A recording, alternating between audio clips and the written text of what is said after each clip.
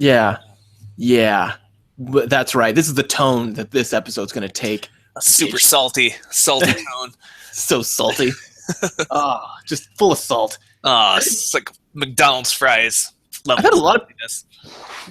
just way too much. But I've had a lot of people ask me what salty means. Really, like, just how's that come up? Like, Jeremiah, you seem like you know a lot about slang. What does salty mean? No. I'll say salty, and then they'll be like, ha, ha, ha, what does that mean? And I'm like, salty, like they're. Is it that hard? Like the context we've used taste metaphors for emotions before, right? Like, oh, he's just bitter. Yeah, he's sour. Yeah, salty is just one more. They're all synonyms, right? Bitter, salty, sour. He's just being delicious. He's being sweet, and it's pretty unsavory of you. It's so sweet and sour. No, that one hasn't caught on yet. You really hit me like MSG. Oh, really shut off my ability to know when I'm hungry or when I'm full. I just keep on eating. That son of a bitch.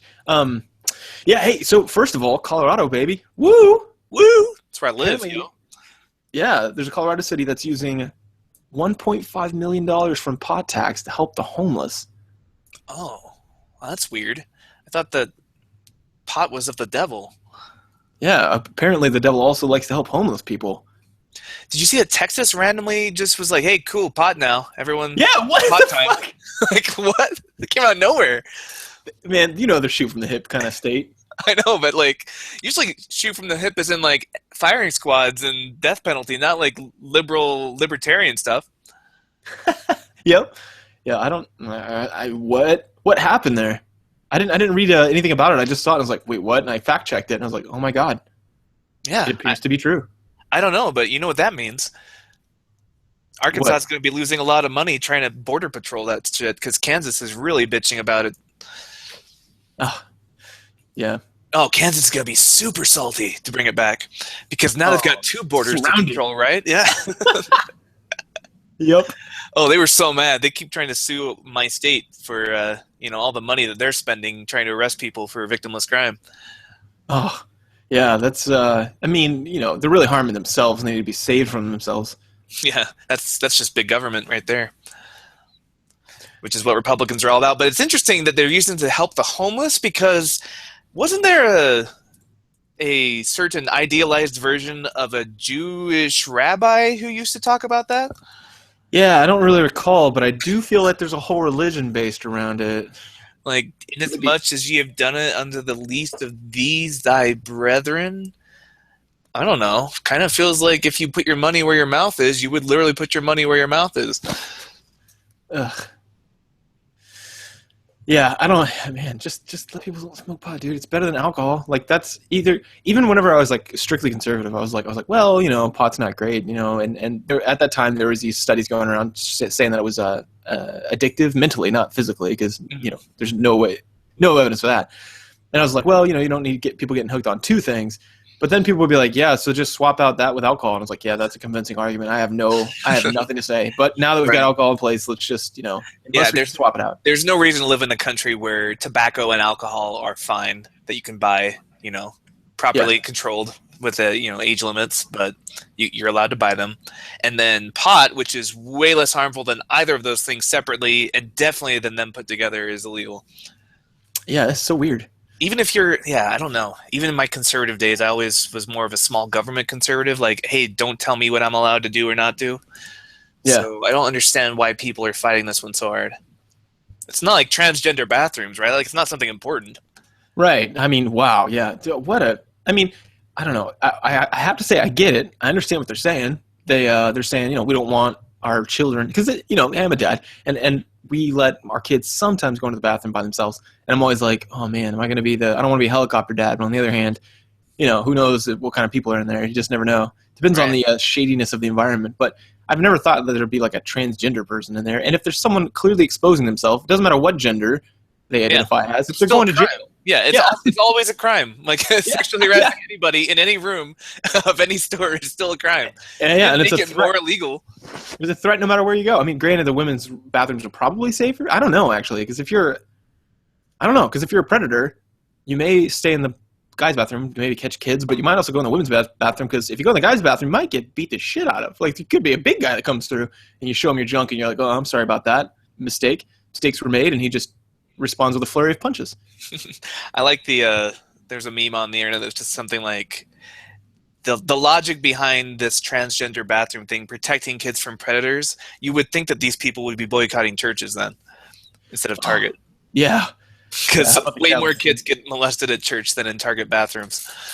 Oh, yeah, that's ridiculous. And and like, if you go into a random gas station bathroom, your guard is up. If you go to church, you teach your kids not to worry about anything, so it's malicious. Yeah, even. You're like, it's an authority figure. You can trust them. So yeah, but that's not what this is about. This is about the phenomenon of people believing in miracles. So I've noticed in miracles. I believe in miracles. That's the thing. Boom. Bum, bum, bum, bum. Is that just an easy song to get the license rights for? Because it's in every movie in the 90s. That's a good question. Yeah. Yeah, it must be like $5. Like all the movie trailers. The guy who made it was just hooked on crack or something. He didn't pay for it. Like, I'll suck you off. I'll suck you off by my song. Yeah, okay, yeah. What a happy producers. But yeah, so no, this is one that a lot of people express genuine confusion about. People are like, well, I don't understand how people could believe that, zombie Jesus and people walk on water and believe miracles. Like, someone's like, oh yeah, my head was sewn back on, people or something. Yeah. Oh, I had cancer, now it's gone. It's like, yeah, there's beyond just the fact that they want to believe it. There's a lot of psychological effects that are happening, and so this is an episode I wanted to talk about for a long time. Yeah, actually, I wanted to ask you about something, because I have had a miracle in the past, and I think I know what's going on with it, but it'd be fun to see you kind of explain it to me now that we have a secular mindset. Oh yeah. All right, let me paint the picture. And okay, so we like to assume that people who say they've seen visions are just lying to you, right? Uh-huh. But now I think they probably believe that they did, because I distinctly remember having a vision when I was a missionary. Okay, so I might have told you this before, but I was in the missionary training center, and I had lost my binder full of notes, French notes, because basically what the MTC is a crash course in high pressure marketing mixed with language acquisition. So a lot of my time was spent learning French. And I had lost my notes that had all my conjugations, everything, and tons of work, and I was feeling really stressed about it, right? Mm-hmm. So what do you do when you're being indoctrinated to be super religious? You pray. Of course. So I sit down and prayed. I'm like, God, please help me find my binder. It's super important. I want to be a good missionary. And I shit you not, my mind opens up, and this might just be something that I'm misremembering now because of the way memories work, and every time I've remembered this, I might have altered it. But, for what it's worth, I don't think I am, which is not worth much. But anyway, in my head, my mind's eye, I see a bird's eye view of this cabinet. And I see the top of the cabinet, and I see my binder there. But it's like tall. The cabinet's tall enough that I can't see that high up. But it was like I was floating above it, and I could see it.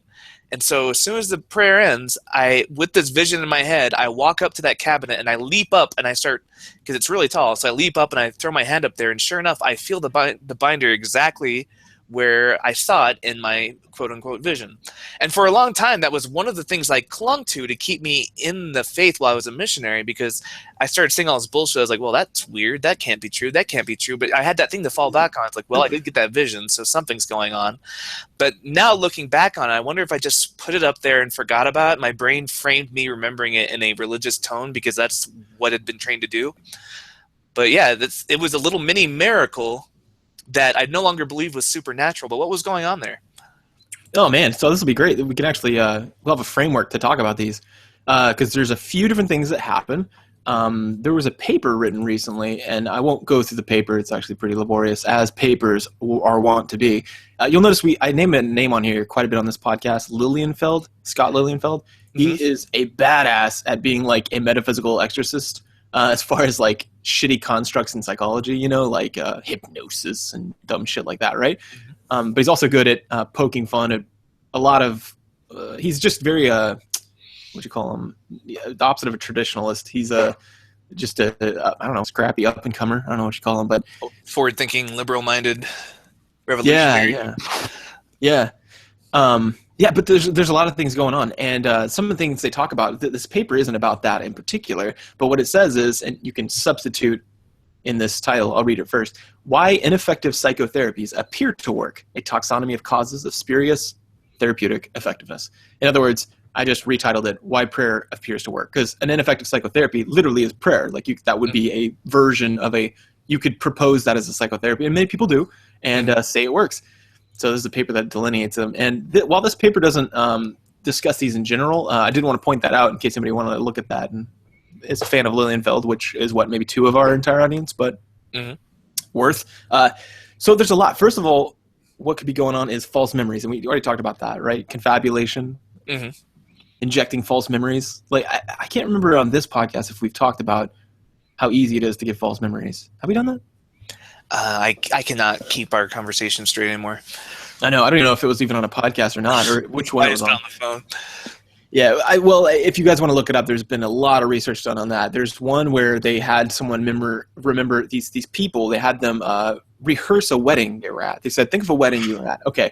Now at that wedding, I want you to the inserted memory was a punch bowl being spilled. Okay. So if this punch bowl is spilled, imagine yourself doing it, and they did a guided imagery through it where you kind of talk them through and you have them, think about it in all 5 senses, and you really walk them slowly through it, and you say, all right, so who's there?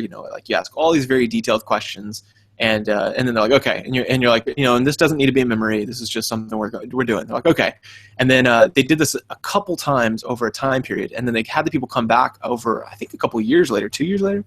I'll have to look that up, but like I said, I'm just going to briefly talk about this one. And these people were sure, many of them were very sure that it actually happened. They're like, no, they had to show them the original footage of the exercise, and had to see themselves saying, no, yeah, I know this isn't real. This isn't real. I'm about to do this and make this up. They had to see themselves say it, and even a small fraction of them were like, no, you made that video up. That's wrong too. Is this part of this psychology experiment thing? It was nuts. And they've done this a lot of different ways. We've looked at how people insert memories. Like another one was, imagine you give someone a long script of something that happened to Native Americans and it had to do with spirits. And this really did happen. But they gave it to a group of people, and then they had them come back, I think 6 months later. It could have been 6 weeks, but it's a period of time. And they had them come back at a couple different intervals. And then they had them recall this story.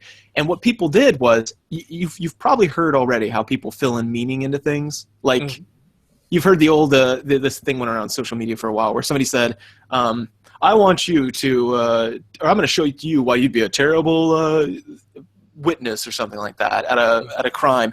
And then they describe something that's around murder, but they never say the word murder or victim or gun or whatever. Have you heard about that one? There's a lot of variations on this, but they get you with a I gotcha, whether it's gun, murder, victim, shot. Right.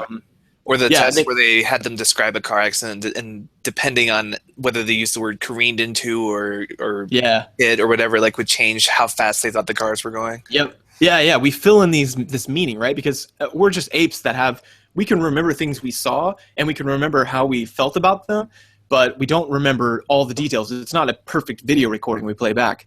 And so we fill it in with all this meaning, right? All this extra shit. And as it turns out, that going back to that original one, the Indians and the spirits, people were putting in all kinds of stuff. It was probably like a full, about 2/3 of a page of text, if you can imagine, like a book. If you could possibly imagine a book, if you could possibly do that. I don't even, what, a book? Yeah. Said, what is that, French? But no. So people ended up, so they had to recall this over a number of time periods, and just, it became a shit show.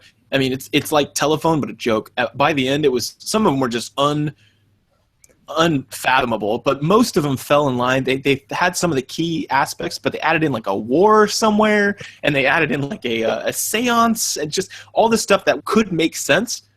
And then they said, okay, so what's your certainty of this? And most of them, as you can imagine, were quite certain that it was something along those lines, that they had like 80% of it or so correct, and almost none of them did. So so not only do we can create false memories by just imagining something happened, like the punch bowl thing, we also just have a hard time, even if it's just factual stuff, recalling what it is, and we start adding in meaning so that we don't look stupid, Yeah, or to fill in the gaps. fill in the gaps. Yeah, for many motivations, but yeah, the purpose is to fill in the gaps. And that's one of the misconceptions about memory people have, is that we think it's just like security footage on a camera, right? We could just go back and access it. But every time we access it, it's like Schrodinger's cat. Like the act of observing the memory actually alters its being, actually alters the way it looks. So again, like gun to my head, the way it happened that I described it is how it happened. That it feels real to me. Like these people aren't hypocrites or liars when they say they've had visions. But you know, there's a good chance that it didn't happen that way, and that was a narrative I put onto it later just to get to fit it into a context.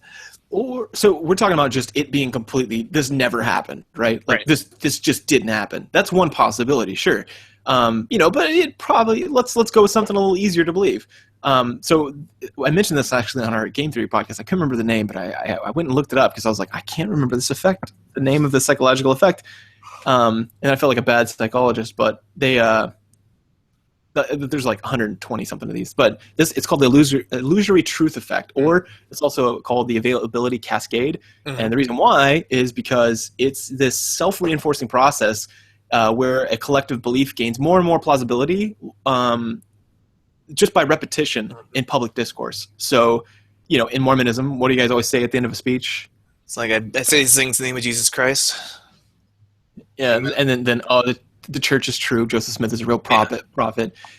Availability cascade. So an availability effect is, you know, when something's presented to us, since it's easy to use, we typically use that as an example or something along those lines. That's why you as a teacher may have noticed this. If you give an example on a quiz, so many of them conform so closely to that example.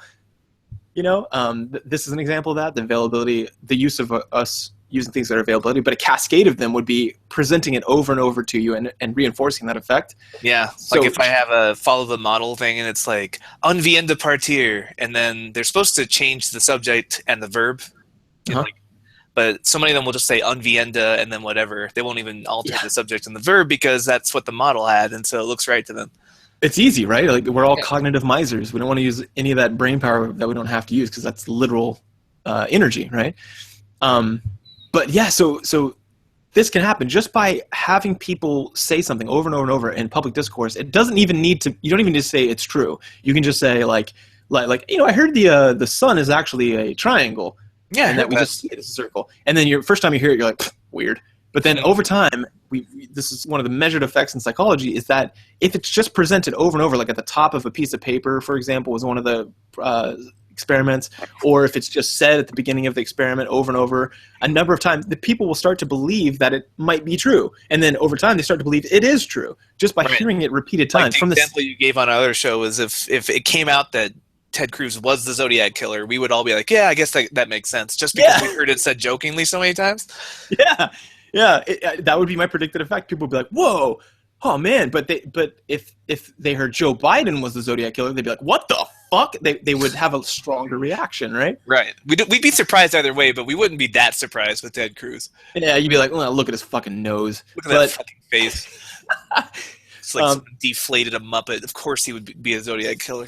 Yeah, so even having the phenomenon you did, let's say you did, and this isn't a false memory. Let's say you had a phenomenon of recalling where it was from a different point of view, right? Just you tied a semantic meaning to that, maybe because of this. Maybe this is one of the things that was coming into play. Just because people said, oh, you can have visions. I suspect that religions that don't believe in visions would not, if you were in one of those, you wouldn't have done that. Right. Maybe not. It's why the what's that disorder where you get sleep paralysis? Oh yeah. That's why, depending on the culture, it's either going to be alien abduction or a succubus sitting on your chest or like a witch. Like we all have the same phenomenon happening, which is, and again, I'm not really sure what causes it, but for some reason you're awake, but your body hasn't. It's still paralyzed from sleep, right? Yeah. And we frame it, depending on our cultural baggage, as witchcraft or as demons or as alien abductions, but it's the same phenomenon, just being set through a different lens. Exactly. Yeah, that's hypnagogic and hypnopompic. So gognic would be as you're falling asleep. Sometimes you can have this effect where you wake up and you're paralyzed, or you're alert but your body's paralyzed. Or hypnopompic would be if you're waking up from being asleep, and that's the more common one. But Yeah, that, and also we found that schizophrenic hallucinations, both auditory and visual, are affected by your culture as well, like where you are in the world or where you grew up. So, like you said, Japanese people might experience demons, see demons like these strange faced, masked things, or like people in like I think it was it South America or South in somewhere in the southern part of where we are. They imagine that people have like animal. Like they have animal hallucinations, like people are half animal, half man, that kind of thing. That's much more common. So, yeah, definitely, like how we will have something, like even things like visual hallucinations are affected by that. Something you literally are experiencing that you're seeing. Oh yeah. Also, so here's the problem with and I don't. Trying to explain this all to someone, it's just difficult, but because you're like someone who is currently religious and is like like maybe this is their conversion story or something. Yeah, it's like, well, that might happen in other cultures, but this was real. This actually happened to me, and I felt it. Well, there you go, and there's that gut kind of you're able to dismiss the other experiences because they didn't happen to you. They didn't hit you in that gut resonance. But when it happens to to this day, as a secular atheist who doesn't believe in magic, I can still I put a lot of stock into that because it's like, no, that happened to me. I remember it happening. It's how do you explain that? How it goes, well, there you go. How it goes out. That's called the generation effect. That's where people tend to believe things that they generated. They believe it was more true because they generated it, even if it's a lie. Like obviously this comes in a case with true things. I mean, you're like, well, I was there. You can't lie to me, right? But even if it's lying, even if we go, okay, so we're gonna have this person, this is gonna be a lie, and they have them tell this lie, right? Yeah, and if it comes from them, then they're more likely to think it was true. Yeah, and then that's why in Inception you got to make them think it was their own idea. The movie makes perfect sense, Morty. No, it does. It's a great storyline. Great, it's a great movie. Everyone loves it, and it makes sense. No, but this is almost all psychology has to do this. I remember JT, friend of the show, he asked me one time. He was like, why do psychology people always try to do this thing where they talk to you and they ask you questions when I'm like, just tell me the damn answer, right? Like, and I was like, that's a good question. Why do we do that? Which is hilarious, right? Because I did it to him. You're doing it. You're doing it right now. Oh, Morty, can you even understand how many layers? So many layers to it. It's exactly that generation effect. If someone, so you make the client to just tell a client like who is anxious or depressed to be like, oh, you're just having cognitive errors. Like, check this out. They don't believe it, nor should they, right? Someone shouldn't just believe everything someone else tells them. But you can show them to it. You can walk them all the way there, and then say, so what kind of thoughts are you having about your experiences now, or maybe how you're seeing things? And they're like, well, I mean, I could see how the way I see it would change the behaviors I have as I'm walking into it, as I'm approaching the situation. Like they start to understand just by thinking, like a social anxious situation, for example. Someone's like, oh man, if I go up and have a talk with that person, I'm going to start stuttering. And then I'm like, oh, well, how does that affect you? And they're like, well, I mean, I get nervous. And I'm like, oh, well, are you more or less likely to stutter when you're nervous? And they're like, well, more. And I'm like, do you have conversations with people when you don't stutter? He's like, well, yeah, people I'm really comfortable with. And it's like, okay, right. So you're only having conversations with people who are, only having stuttering when you have conversations with people that are intimidating you. They're like, yeah. And I'm like, what could that possibly mean? And they generate the answer themselves. They go, right, and this predates psychology, right? This is Socrates. Just get them to come to the conclusion on their own through guided questioning, and they're more likely to buy into it. Exactly. Yeah. This is what we're trained to do as teachers as well. Like, don't just answer the question. Is that a verb or a noun? Well, I don't know. What would it look like if it was a verb? Oh, it wouldn't have an article in front of it. Does it have an article? Yeah, it does. Okay, so we know it's a noun. What gender is it? Just ask leading questions, and then they're more likely to buy into the answer instead of you just feeding it to them. Yeah, and this is a skill, man. I had to learn this. I'm still learning, how best to use it. But man, when I first got into psychology, I sucked. Because I go, well, what do you, I just skip so many steps. I would be like, well, what do you think about your thoughts then? And they're like, I don't know. That's why I'm here. Yeah, like, I don't know. And I'm like, why don't I just tell you what you do? Like, it was so awkward and terrible. Why don't I just tell you what you should think? Yeah. But, so you can get this generation effect. Also, here's the big one. This is the one way before I got into psychology, I was positing this as one of the effects. I thought maybe this is the only reason why people believe this stuff. I call it I call it. And then everybody I coined the phrase back in the 60s. Coincidentally, all other psychologists say this too, but misinformation effect. Are you familiar with this at all? What's the misinformation effect? I didn't think you were. Why did I ask that? See, I just did it again. Yeah, I Because don't know. as in all of social psychology, this is the thing, or cognitive and social, they use these terms that like are ambiguous. Yeah, I From could come up with a theory the about what bottom it up. is based on the name, but why don't you just tell me? It's not precise enough, right? Well, Yeah. okay, so this is when memories become less accurate based on, and in psychology we call it interference because it's from signal theory, but from post-event information. Okay. So, like, I noticed that many people who would talk about miracles, whenever I was around when I was younger and didn't know anything about psychology, I noticed that their stories morphed over time. Mhm. You know what I mean? Not everyone, but some people's would morph. And Right. so I just thought, well, this must be a social reinforcer because they change it, and then people may clap a little harder when you share it in front of church or whatever. Or they're like, oh, you told it in youth group. Now you should tell it in front of the whole congregation. They're like, oh, shit, I need to step up my game. This Yeah, is it's just gonna kind get of a little bit embellished each time because you're trying to keep everyone hooked. Yeah. You're subtly feeding off of the audience feedback of, "Ooh, they liked it when I said this. I should emphasize that aspect of it more and more."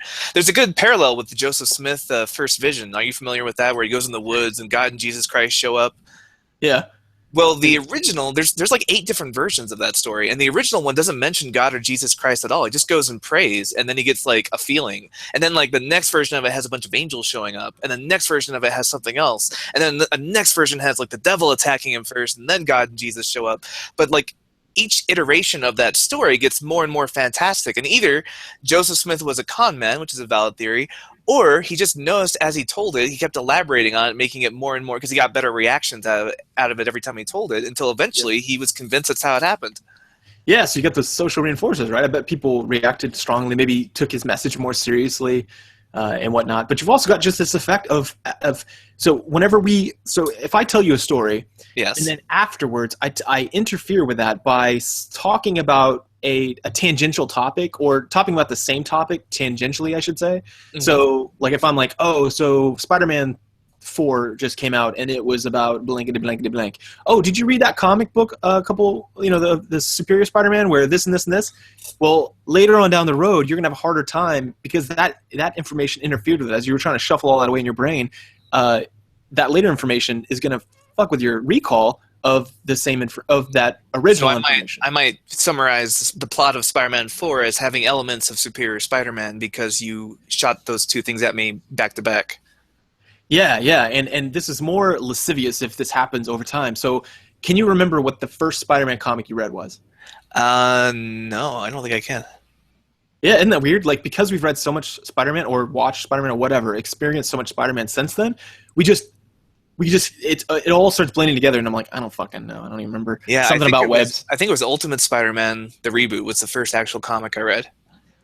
Maybe not, because I also had one in our room when we were buying comics at that store up there, where it was written by the guy who did Deep Space Nine or something like that, and in our apartment or whatever that is, our dorm room. Yeah, that's where that's where I first started collecting comics. Yeah, so it could have been that, but see, it's this misinformation effect. So as people tell other stories, of their stories, if it's anything like yours, or especially in religion, it usually is. They usually fall into these specific categories. Like, was it a vision? Was it a healing? Was it, what was it? That can interfere with it. but also over time, if you've heard so many, or you've said it so many times, or you've heard so many stories over time, it can start fucking with you. You can be like, like even you and I sometimes will tell a story and I'm like, oh man, I'd tell a story thinking it happened to me, but it was actually a story that you had told and I had heard it tell so many times. I just started imagining myself in your place until eventually I had the memory of it happening to me. Like where I could close my eyes and picture the room that was taking place in. Like there was a story I used to tell about wandering into the wrong dorm room, right? Oh yeah. And I ended up telling that story so many times thinking it was me, and I could picture the room, and I could look around and like, wow, there's stuffed animals on the bed, and I could see them in my head, the stuffed animals. Just details I'd filled in, having imagined the story from when you were telling it, till eventually I forgot that it never happened to me. Well, that's what's nuts, and it's part of adding this meaning into memories. Like, wherever you went to college, think about the main building, one main building, and then you say, okay, can you see it pretty clearly in your head? They're like, yeah, what is it, brick? Is it siding? What is it? They'll tell you, and you'd be like, okay, and how many windows does it have? And they can never tell you. They're like, oh shit, Yeah. I don't know. They can see windows in their head. It's not like they can't see them. They just can't count them because that's not how fucking memory works. We don't actually remember how things we okay. So it's called feature matching, but it's why you have to write those things, and it says prove you're not a robot, and you have to like write the letters, the CAPTCHA or whatever. Yeah. It's because we're really good. Computers can't do this because they use a different way. They use a template type effect or a prototype effect, but we use feature matching. So if it has two straight lines and a zigzag somewhere in between, then it might be a Z. We're thinking Z, no matter what color, shape, or whatever it is, because the function is there, the relationship of those visual cues. And that's how we remember things too, is this functional thing. And we fill in the gaps in between. It's really crazy how this works, but and part of it is it because of what we're talking about on the other show with the top-down versus bottom-up processing, where I look at the building and I'm like, okay, windows, it's not an important detail, and so I just gloss over it. Yeah, exactly. It's not important. It's not as you're processing it every single day or however often you go to campus. You just don't count them because you don't fucking care, and that's really not how it works anyway. It's actually not a placeholder. We're experiencing a phenomenon in our head that we're calling vision. But it's not. And so the same thing with your vision, or ask somebody who has a vision, ask them a detail like that. Like, how many times have you seen a penny? Tons, right? Yeah. Well, they did an experiment where they showed 20 different pennies, and they said which one is a real penny, and no one could do it because they moved things like the date, or they moved where if it says e pluribus unum or not. They moved all kinds of those little things. We just have the overall Platonic image of a penny in our heads, like a heuristic of pennies, and we don't really care about the details. Yeah, and we just don't store a picture of it in our head. We just don't store a picture of it. That's false. And you don't store memory of vision either. You store a series of ones and zeros in your head that put together something that, well, they can put together a picture, but it puts together a relationship between things like, oh, it's brown. Okay, that's good. We know that. That's a certain coding in our little pocket here. Well, it's circular-ish, so that's a coding I've got here. It's got a head on it. That's a coding. I don't remember which way it faces because that's impertinent to me at any point. In the past, had it been pertinent to me, I would have done it. Like if somebody said, put a gun to my head and said, look at that penny, and you tell me which way it's facing, I could do it. But the only time we ever need to know about the head is whether it's there or not, because heads or tails is the only time we use that piece of information. Exactly. Yeah, exactly. And so it's a functional storage is what vision and images are, like a cameras or like something playing through your head. So it's hilarious when somebody says a vision, I'm like, okay, then like if I would have asked you like, like how many, like on your manual or whatever, you'd have to ask something not like a zipper, something non-functional that is on the side, like how many scratches were on the front. Like they wouldn't be able to tell you, and you're like, that's right, because it's not a vision. You didn't have a vision. Now you could say that God put something in your head that is the same phenomenon you have of any other recall, but it's not some picture of what's going on. Anyway, so you get the idea. Yeah, no, it's crazy. And the related thing that I was talking to a friend about this, and he says that he's an atheist now, grew up religious, atheist now, and he'll still, when he loses his car keys, he'll still find himself praying, even though he knows no one's gonna hear the prayer. But for some reason, it focuses his ability to find the keys faster if he makes an audible kind of like request for help finding the keys. Is there anything to that? Does that help put your brain into find my keys mode? It's the same thing of like, I'm sure you've heard this, most people who have been to college have heard this, that however you study, you should take your test. So if you have music playing, you should have music playing when you take your test. We've shown incredible inhibition. Inhibition whenever somebody does not have the same environment. So when people are like, I like to lay down to read, I'm like, okay, you do that on almost all occasions. Okay, then you have it's just like the same thing when you take mice and you give them heroin. You do this all the time. Yeah. And you give them a ton of heroin, and then you slowly increase their dosage to make their tolerance go up, right? And then if you take the place where you've been doping them, that cage, and you place them in another cage and give them the same amount of heroin, they'll OD.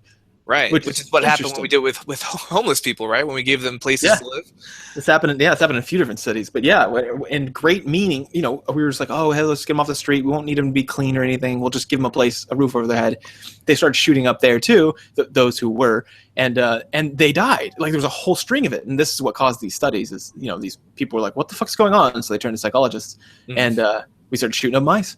But that's what happens. You have we're very contextual as humans. We understand that, when I'm in this environment, this might happen. whenever and not just visuals, because that makes sense if we're monkeys. If we're on the savannah, we're looking around, we're like, oh, this is that place, that dude I saw over there get ate. He got ate the fuck up. I need to sweat and be, tense. But we can linguistically, we can do that same thing. Yeah, language fucked us up, man. Like if someone says something like you got to give a speech, that triggers in us. Bam! Oh, I'm in the savannah now. A speech. Oh, and their hands start sweating, and you're like, just kidding, not really. Look, nothing has changed from the second ago and this second. The only thing is, I said the word speech, and you thought it might be true that you have to do it, but nothing in your immediate environment. You're safe right now, but you start sweating anyway because we can think of the future now based on language. But it fucked us all up. But yeah, what's happening there is like as you vote, you've trained as a religious person, you trained yourself to vocalize while you're looking for something, and so just like studying the classical music, you just get better at finding things when you're vocalizing your desire to find them. Yeah, it's like if you were a detective. Oh, you see this a lot, like in Boondock Saints. The detective would put on music in his headphones, and he'd walk around and look. Because yes, if you have been trained to look for things with music in your head, then naturally, if you want everything to fire off correctly, then yeah, you're going to want to listen to music too. Or it's going to optimize your performance. And we showed this in exercise psychology. We've shown this in or sports psychology. We've shown it in academics. We've shown it in a lot of different modalities. I can't recall all of them right now, but it's a well-known effect. So it's pretty strange. And the last thing is, I'm going to touch on the thing you probably said in the very beginning. It's called the spacing effect. If you remember, you said that, well, maybe I'm recalling it, and because I'm recalling it, I'm messing it up, right? Mm-hmm. There's something that's been shown.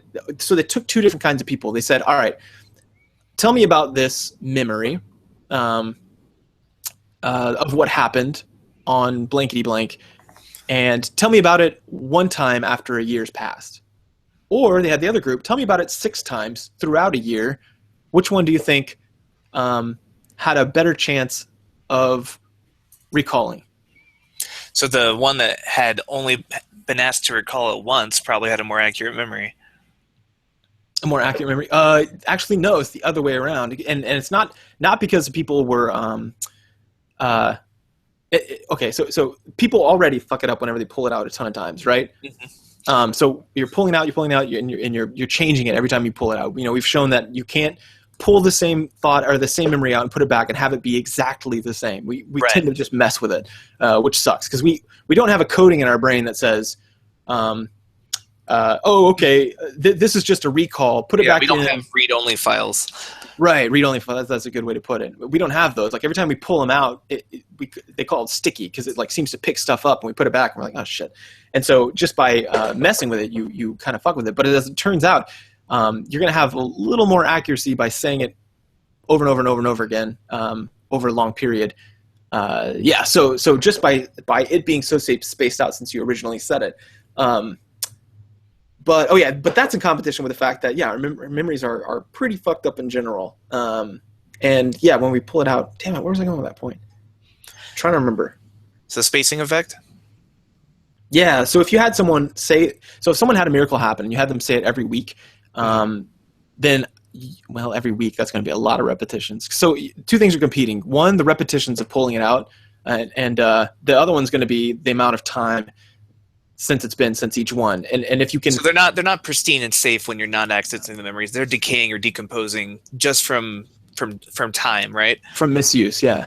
So if you're not accessing them or remembering them, it's kind of your brain's like pruning those synapses and saying, okay, it's not an important memory. We don't have to worry about it. So it's going to start decomposing. But on the other hand, if you access it too often, you're going to start altering it by that way. So it just depends on how many times. I guess 6 is enough to where the decomposition will be worse. But if it was like 60, then maybe the other way would be true. Exactly. Yeah. And that's an important way to say it, is that whenever, let's say it's decayed over a number of years since you've told this last miracle story, right?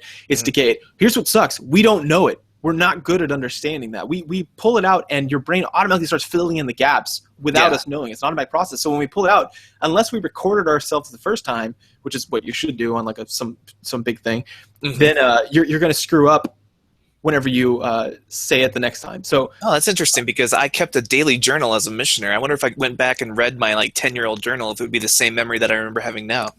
Yeah, that would be perfect because then we could start parsing out which one of these effects is causing this, right? Which one of these is, and this is not even to mention the massive social value you get out of having a deity intervene on your life. I mean, people are going, oh my goodness. God damn it. He like lets kids starve to death, but your binder was important enough for him to intervene with? You must be pretty cool. That's awesome. Yeah.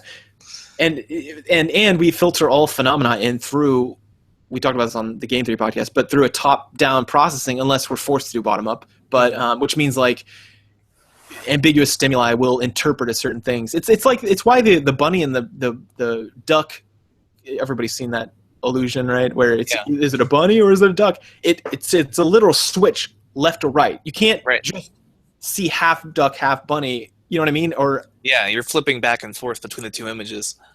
Yeah, and it's how most optical illusions are playing on us because we do top down. We assign meaning. Or the old lady or the beautiful young lady. Yeah, it flips from one to the other. And so every time you experience a phenomenon, it comes in, you're like, oh, this is the visual stimuli. These are visual stimuli. Oh, these need to be collectivized into a picture. Oh, these need to be a rolling film now. Oh, okay, this is the important parts of what a binder is. Oh, okay, this is a certain location. It needs to be here and look like this. So even just by guided visual, like I use visual imagery, like let's say if you're having anxiety about a speech or something, right? Like I had to get up and talk for my whole department, and I was like, oh, my hands started sweating. I was like, I don't want to get up there with my hands shaking. So I'm gonna use a little guided imagery. So I closed my eyes and I thought about myself on the beach, and I thought about all five senses, experiencing what the seagulls sounded like, the soft waves. And did you picture everyone naked? Because I hear that's a good thing to do. Yeah, well, I mean, I always do. I do that even when I'm not remembering. That's just my standard way of looking at the world. Yeah, and what's funny is I picture myself on a certain bench, but I don't remember if that was the bench I was on because there's like 80 benches out there. And I was like, was it the second one closest to the pool or was it the third? And which time am I thinking of? I was out there a lot. It's not important, right? Like you have 99 problems and a bench ain't one. Oh, shit. Oh, my God. That was funnier than I wanted to know. I didn't see where I was going. And then as he said 99 problems, I instantly thought, wait, they have to say, oh, shit. Shit, that's what's happening now. But a bench wasn't one. That's true. That needs to be the name of the episode. Yeah, so all these things are coming into play. And just people don't fucking trust your memories. Don't do that shit. It's horrible. I've noticed you've adopted this language. I've definitely adopted it too, where I'll say like, I think it was this way. I'm pretty sure. That's how I remember it right now anyway. Mm. And that's so important because things like personal testimony, like we've shown that eyewitness is shit. Go anywhere, just type psychology, eyewitness, experiments, or meta review or meta analysis or whatever you want to do, and just get ready for a shitstorm. People are awful at this stuff. Way worse than we thought. And we've put so many people behind bars because of this. Oh, yeah. But imagine that, and that's something you literally saw. And then imagine that it's something that would be a huge social reinforcer, and I guess it would be to put someone behind bars, but no, it's like, look up what's his name, Eric Cotton. Have you heard about this one? No. Give me a minute. I'll create a false memory of me knowing about it, though.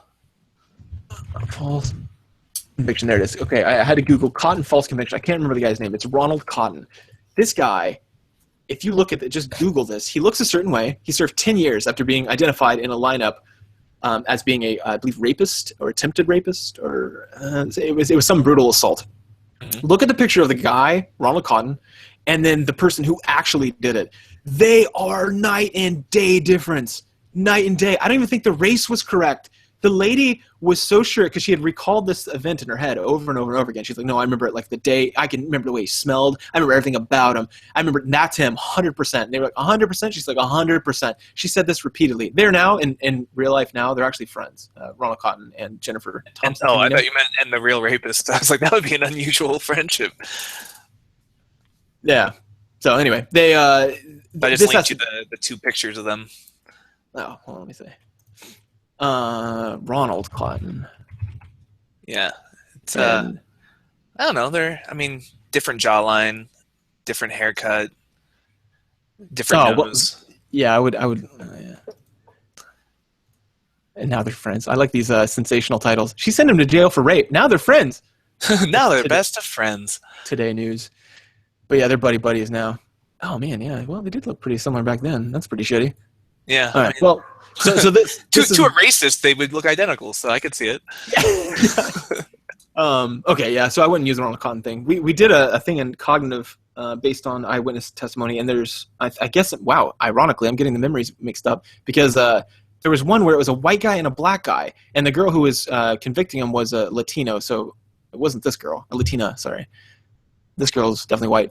But yeah, she had messed it up, and there's all you've heard of the Innocence Project, right? Yeah. Yeah, it's based on this. Like people, and just you should just Google that then and look at some of the people that they got wrong. It's incredible. Like one was a rapist. One girl thought her father raped her, and he never did. And then when they finally did the DNA evidence, they exonerated him. He spent like 30 years in jail, and she had this vivid memory. She's in PTSD groups now.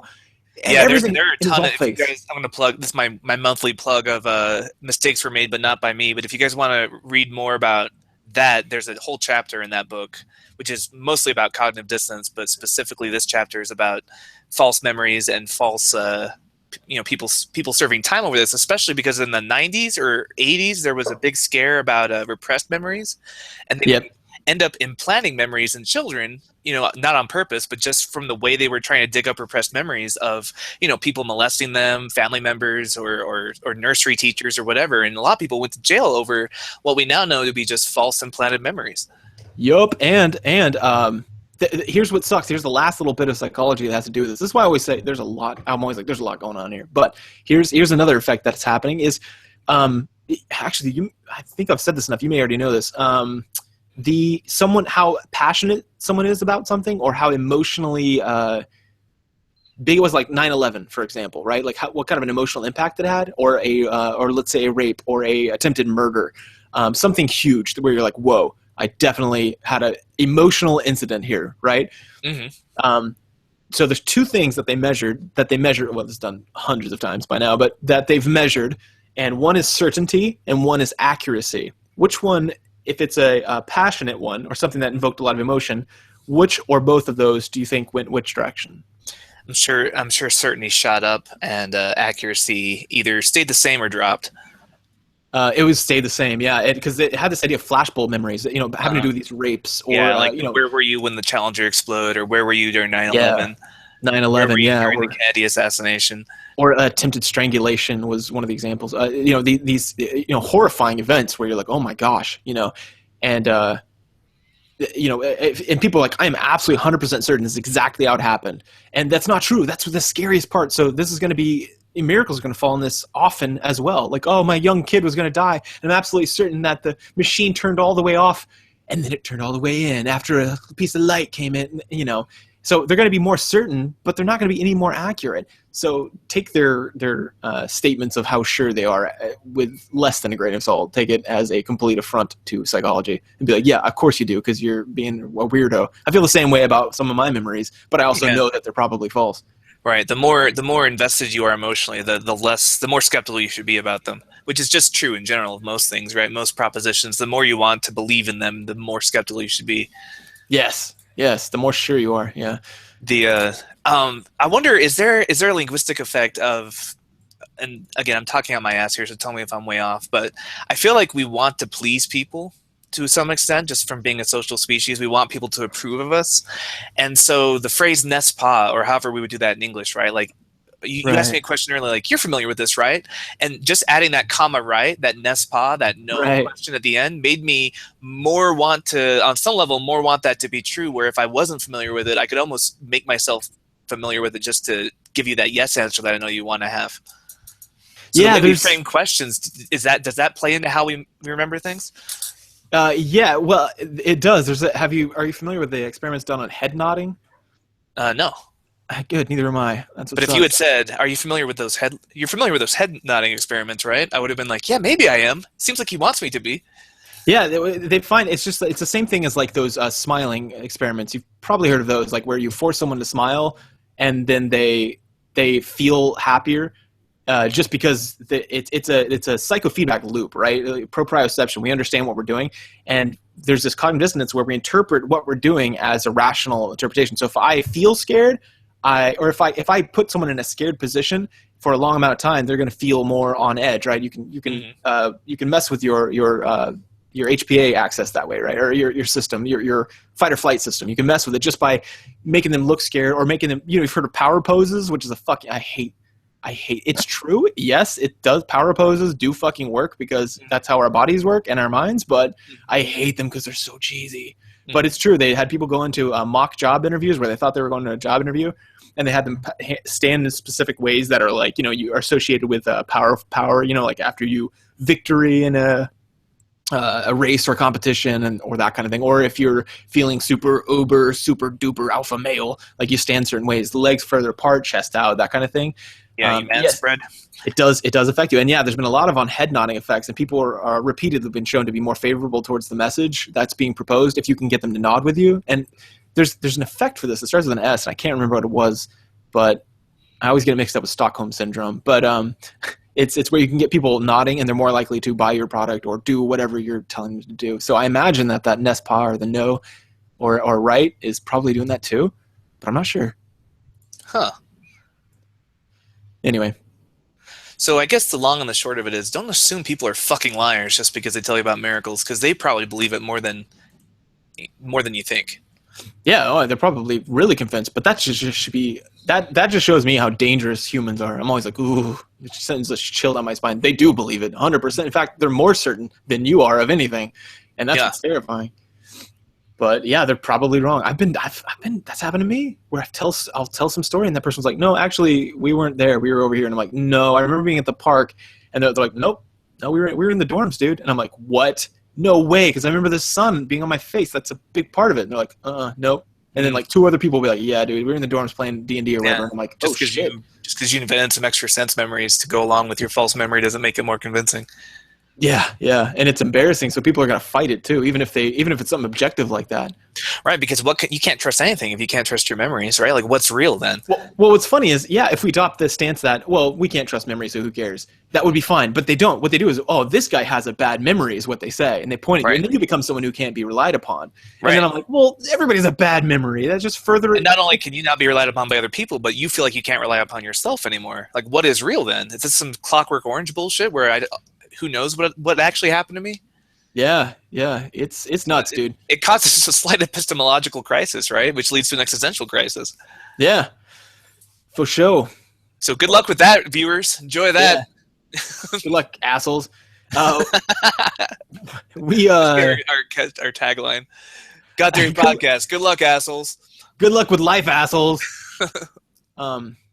Yeah, but I did. I guess that pretty much wraps that up, doesn't it? Yeah, I think so. Okay, I wanted to talk about a little feedback we got. Somebody commented on our video and said it was actually about the one where from the American Atheist Convention.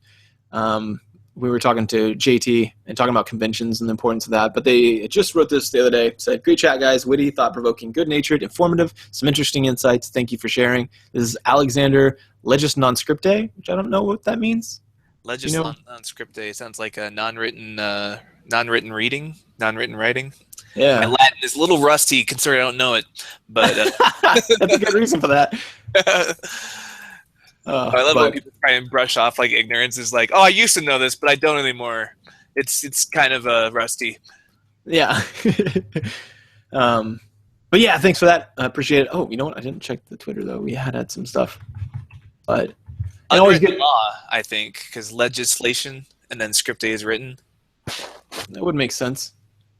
Did you hear? Wait, no. Oh, good radio. Yeah, good times. So leave us a review if you want, or don't. We don't fucking care. This isn't our main podcast. We just do this for fun. So whatever. Give us reviews, or don't. It's fine. Go on iTunes if you want, though. That'll be nice. Also check out our sister show, the Game Theory Podcast, which is our main brainchild, if you will. What we put most of our love into. Yeah. Oh, never mind. The Twitter interaction I had, I put up a video. It's the God's Not Dead like front, too, where it's like it says God's dead, and someone's put up like a little sign that says not, Mm-hmm. and this one says Cthulhu's dead and puts not. I was just like, hey, there's a movie I go see, and that was pretty popular. So never mind. Those notifications were not interactions. Yes. So that was dead air for nothing. You're welcome. It was worth it. Big payoff at the end. Yeah. Do we get any new iTunes reviews, or do we even care? We care. Yeah, we care. I didn't look. Okay, so we don't care, but keep sending them. I care. We're just busy. Kind of. No, Not really. I just talked about playing video games a I'm bunch. begging them, guys. It's in the player. You got to read this. You can actually make Oh. people want to do things for you by making it seem like you don't want them to do it. It's psychology. God. Negging. I know. I love it. I love pop psychology that just makes you look like an asshole and isn't even based in much. Yeah. But all right. Well, thanks a lot. We'll catch up on the iTunes episodes or the iTunes reviews next time. But Yes. thanks for tuning in.